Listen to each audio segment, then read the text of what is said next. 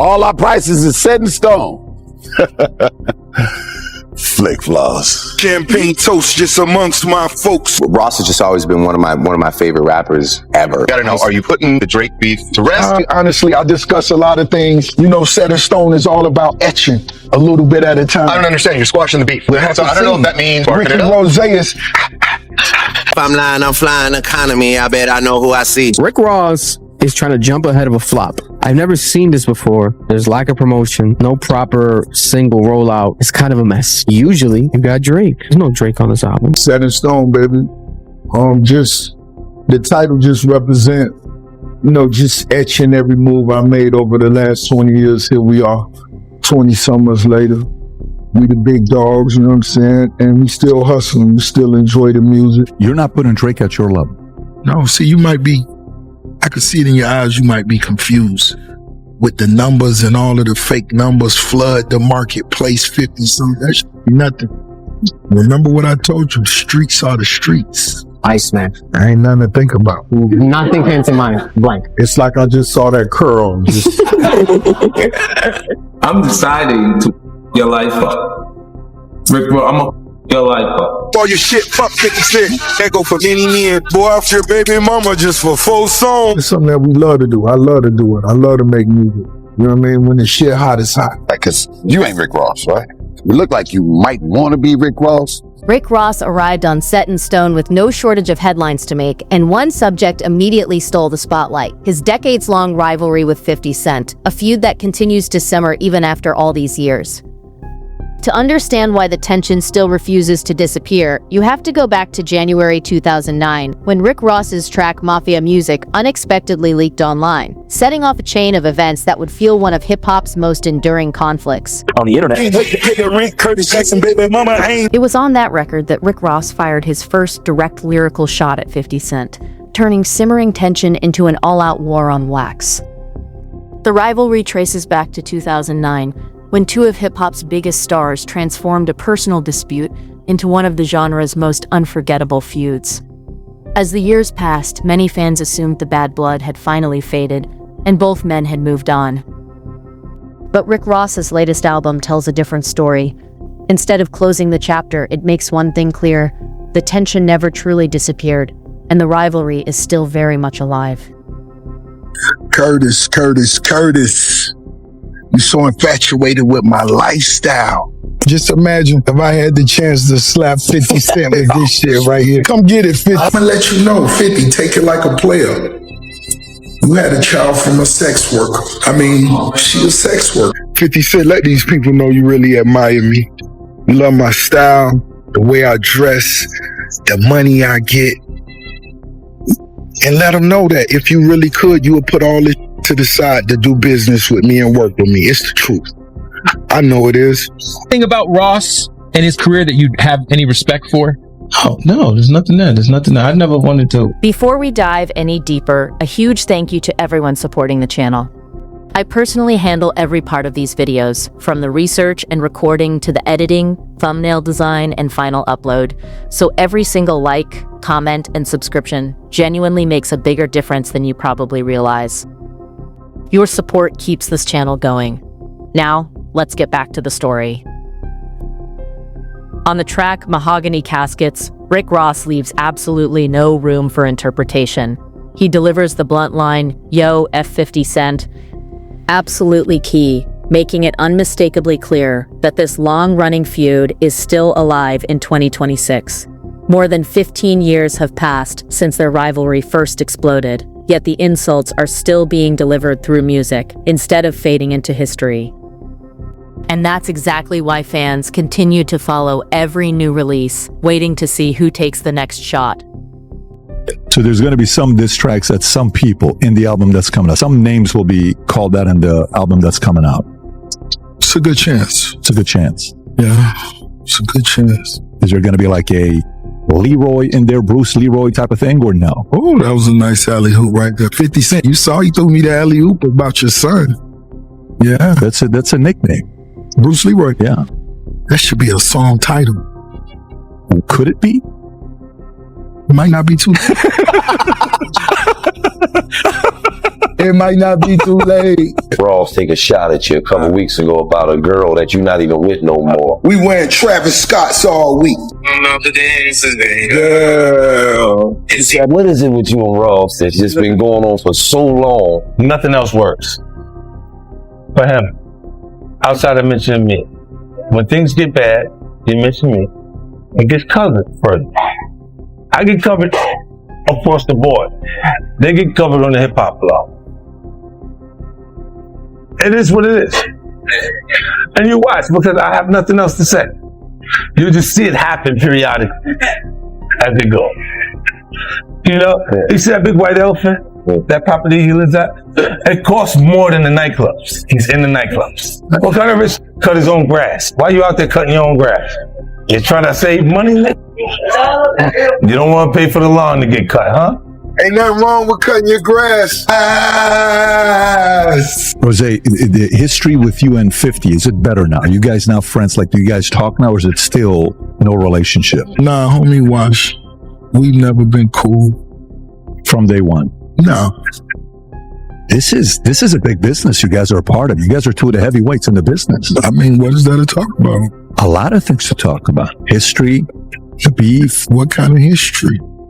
That he couldn't dress? That's all I used to tell him. Yo, you can't dress. You're not really getting no money. You don't own your masters.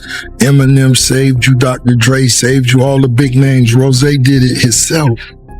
Make sure y'all stream that new T.I., man. That new T.I. shit. Right One, that shit on fire. Tip. We want to see them old schools at the car show. ATL. Let Tip know after y'all stream that nigga new shit. That shit hot. I fuck with that. You heard me? Damn, T.I.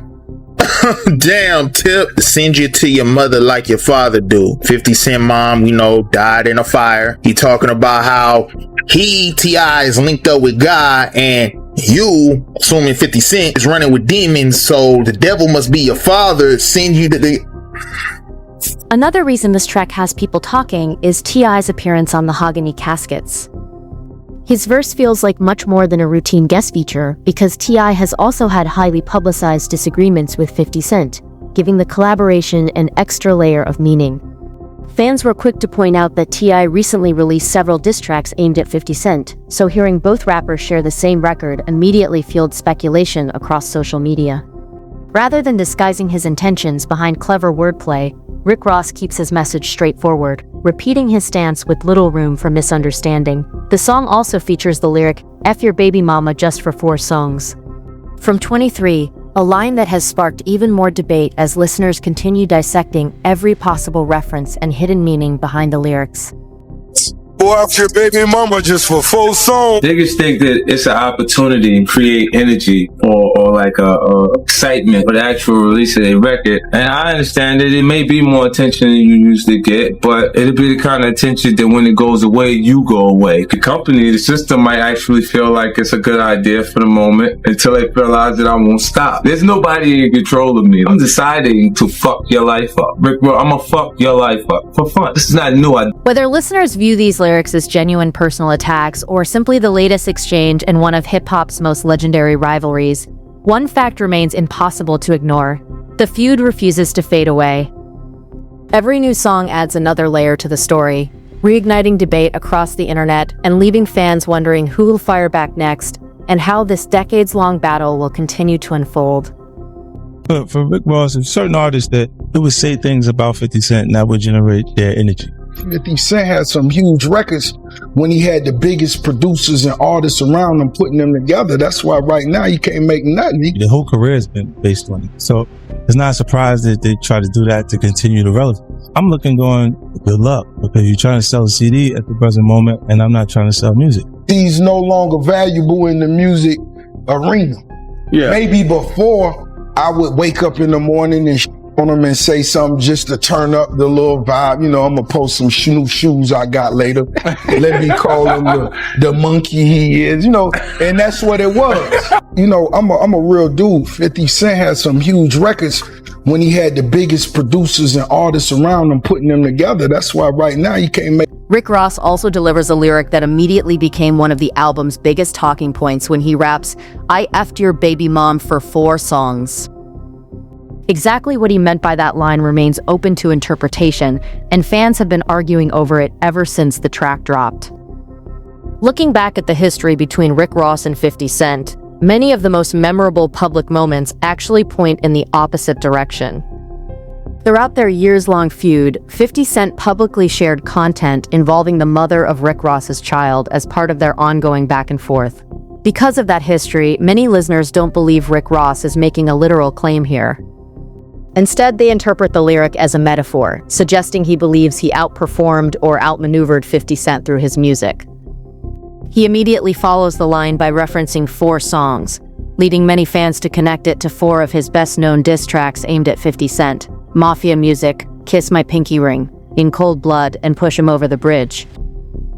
If that interpretation is correct, then the message is straightforward. Rick Ross is reminding everyone that this legendary rivalry remains part of his legacy, and even after all these years, he has no intention of walking away from it. Is it common knowledge that you mow your own lawn? I think everybody in Fayetteville, they kind of know when the weather's right and they see that big tractor out there. You are You got mowing the tractor? You're mowing your lawn. Like a John Deere or something like that? One time for John Deere. Look at it. What kind of rich cut his own grass? Why you out there cutting your own grass? Got the one with the radio, the AC in it. I tinted the windows. How many acres you mowing? Man, I'm not even sure now. I believe close to 400. When I go out and mow the lawn, I had a homies with me too. You're trying to save money, nigga? You don't want to pay for the lawn to get cut, huh? The AC broken in the... So we got a bunch of other smaller tractors. So when they see the big one out, they know that's the boss. Dude, that's the friendship I aspire to have. No, that's a All your friendship. homies on the weekend, like, yo, what y'all... Yeah, let's cut the grass. No, that's some of the coolest shit ever. Another standout moment arises on Big Fish, where Rick Ross appears to revisit one of the most talked about controversies of his entire career. During the height of his rivalry with 50 Cent, the G-Unit camp brought widespread attention to records showing that Rick Ross had previously worked as a corrections officer. The revelation quickly became one of the defining storylines of their feud, and was repeatedly used by 50 Cent as ammunition throughout their years of public back and forth. Officer. He can still write a verse, but his verse always has drug dealer references in him.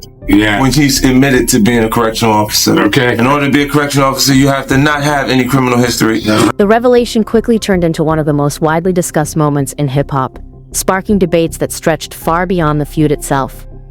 Rick Ross had built his career around vivid stories of street ambition, power, and extravagant success, so critics argued that the newly uncovered information conflicted with the larger-than-life image portrayed in his music. At the same time, many of his supporters pushed back, insisting that the controversy had no effect on the quality of his records or the influence he continued to have on the rap world. The debate divided fans, but it also cemented the incident as one of the defining chapters of Rick Ross's career. So what is set in stone? Set in stone is, when I first thought about it, I was thinking of Rome hundreds of years ago. That shit is there. When you go to Egypt, when you go to certain places in Africa, it's there. When you come to Miami 200 years from now, it'll still be there. You know what I'm saying? It ain't just on pen and paper. I love luxury rap. Let's take it back to what we love it at. That's what I love. I love it to either sound real rich, and I feel Set in Stone is something that... By revisiting that controversial chapter, Rick Ross appears to turn one of the biggest criticisms of his career into fresh ammunition against his longtime rival. Rather than allowing an old accusation to define him, he reframes it at, even after all these years, neither side seems willing to let the rivalry disappear completely. Rick Ross also returns to one of the most heavily debated subjects of his past by openly addressing his time as a corrections officer. Instead of avoiding the conversation or pretending it never happened, he confronts it directly and offers his own perspective. His message is straightforward: he was simply doing a job. Rather than treating that period of his life as something shameful, he presents it as ordinary employment, arguing that one chapter shouldn't define everything he has accomplished throughout his career. Having a job as a CO, saying that there was a reason behind all of this. Me being a CO, that being a job, and just understanding the grind and the hustle. So we all did a lot of different things to put us all in position, right? And it's not the obvious. So if Rick Ross did work at one of these places, it wasn't for the obvious reason. It's a lot of gold mines around people's faces that people really don't know how to take advantage of. So yeah, me and we did. Over the years, Rick Ross has also suggested that his responsibilities included helping inmates manage day-to-day life inside the correctional facility. describing the position as ordinary employment rather than something that should continue to overshadow his career. Whether listeners accept that explanation or not, it's clear he wants the conversation to move beyond old controversies and return to the music itself. By addressing the subject on his own terms, he transforms one of the biggest criticisms he has ever faced into another lyrical talking point, showing that he's prepared to confront the past instead of acting as though it never existed. The album doesn't stop there. It also contains several subtle lines that many fans believe are directed at Drake, even though Rick Ross never mentions him by name. That ambiguity has only fueled more speculation, with listeners carefully examining the lyrics for clues about who the real target might be. Considering how much tension has built between them in recent months, many fans expected Rick Ross to deliver far more aggressive diss records, especially after Drake referenced him on Iceman. Because of everything that has happened between the two artists, listeners anticipated a direct lyrical response, making the album's more restrained approach one of its biggest surprises. Instead of launching into a direct attack, Rick Ross appears to make a subtle reference to the interviews Gunplay has given over the past few years. During those conversations, Gunplay discussed his history with Rick Ross, making several remarks that many fans interpreted as criticism. Although some of his later interviews appeared to clarify or soften those earlier comments, the public conversation had already gained momentum. As a result, even a brief lyrical reference on the album has been enough to reignite speculation about where the two former collaborators truly stand today. That lyric immediately grabbed attention because Drake has been known as Champagne Papi for years. Although Rick Ross never mentions Drake by name, placing the champagne reference directly after the earlier bars led many listeners to believe the connection was intentional. The same pattern continues on Maybach Music 7, where Rick Ross raps, "I've been the nicest since before you got a license, you still biting my rhymes, I could sue you for likeness." With those bars, he appears to question Drake's originality while suggesting that his own style has influenced a new generation of artists. Whether fans interpret those lyrics as direct accusations or simply competitive rap talk, they've quickly become some of the album's most discussed moments, adding another chapter to the ongoing conversation surrounding two of hip-hop's biggest names. Rick Ross never explains exactly which lyrics or ideas he believes Drake borrowed, leaving fans to piece together their own theories. Even without a direct explanation, many listeners agree that Rick Ross has played a significant role in shaping Drake's musical evolution over the years. One comparison that frequently resurfaces involves Mafia music, where Rick Ross raps, "If I drop another album, I did that for my dogs." Years later, Drake released an album titled For All the Dogs, prompting some fans to wonder whether there was a connection. There is no public confirmation that the title was inspired by Rick Ross, but the similarity has become one of the many fan theories that continues to circulate whenever their relationship is discussed. The speculation continues on Camel Meat, where Rick Ross delivers the line, "I hope you wrote your rhymes." Within hip-hop culture, questioning whether another rapper writes their own lyrics has long been one of the most recognizable ways to challenge credibility and authenticity, so listeners immediately began debating who the bar was directed toward. He follows it with another lyric referencing someone's opening lines before declaring, "You the man where you from, but they not potent as mine." Some fans believe this could be another subtle nod toward Drake, pointing to the opening of Iceman, where Drake references Toronto early in the project.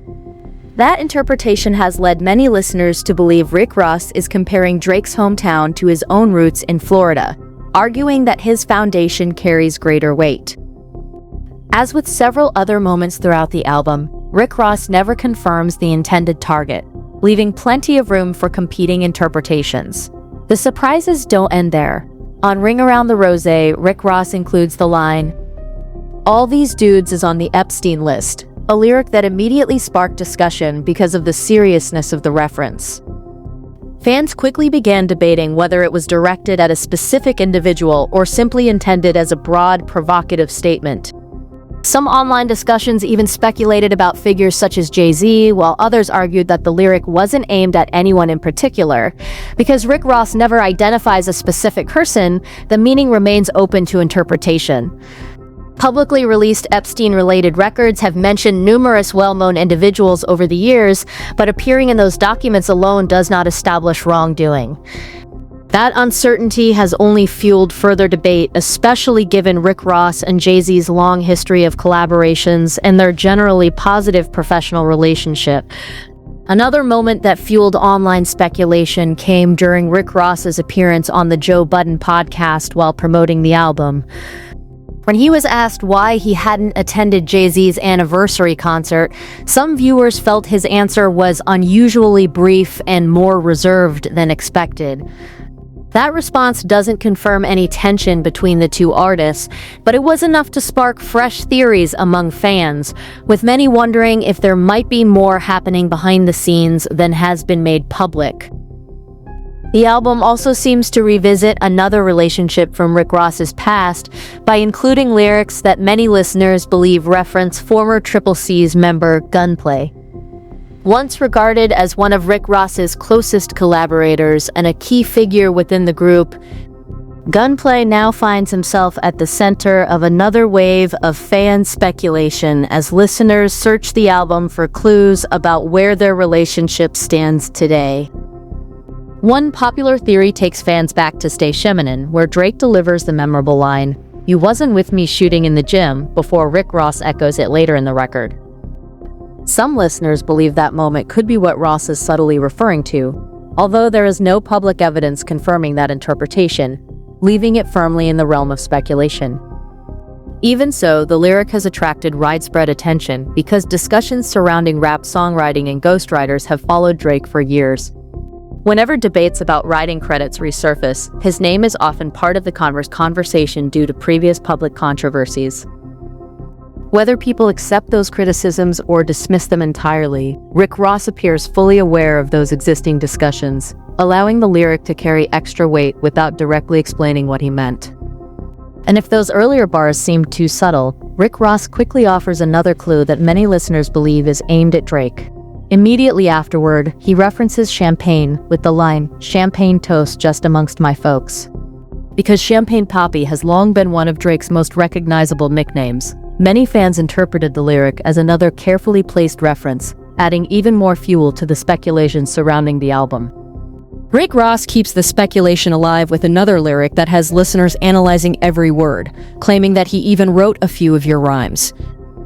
He never reveals exactly who he's referring to or which lyrics he supposedly wrote, leaving the statement completely open to interpretation.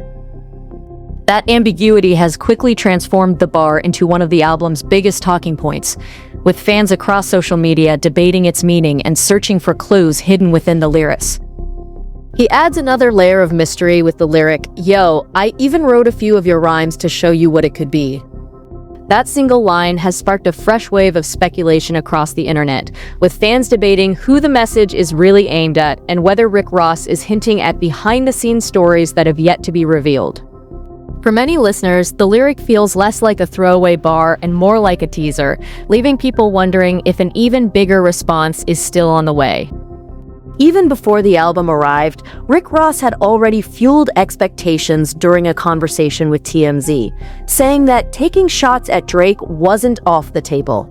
That comment immediately put fans on high alert, with listeners combing through every track after the release, searching for hidden references, subtle jabs, and any lyric that could be interpreted as part of their ongoing tension. Instead of launching into an outright lyrical attack, Rick Ross takes a more subtle approach, delivering bars that suggest certain people aren't built for real conflict and don't come from a street background. Those lines immediately caught fans' attention, fueling speculation across social media. Because Drake is frequently brought up in discussions about his upbringing and authenticity, many listeners quickly connected the lyrics to him, interpreting them as carefully aimed shots rather than direct name drops. Rick Ross also references the widely discussed Queso case, rapping, "Queso daddy took the stand and told on his boy. Been a rat, another police on the force." In the song, the lyric appears to criticize Queso's father for cooperating with authorities during a legal matter involving his son. The real-life circumstances surrounding the case are far more complex than a single bar can capture, and people have reached very different conclusions about the decisions that were made.